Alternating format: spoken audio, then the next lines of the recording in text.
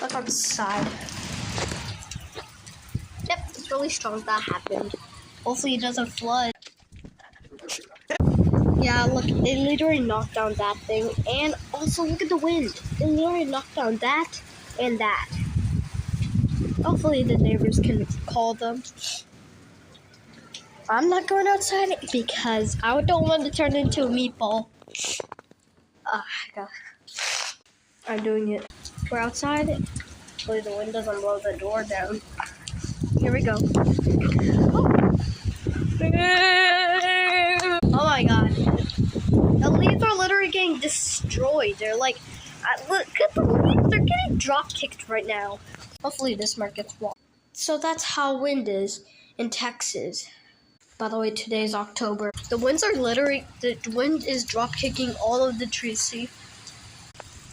So that's how wind is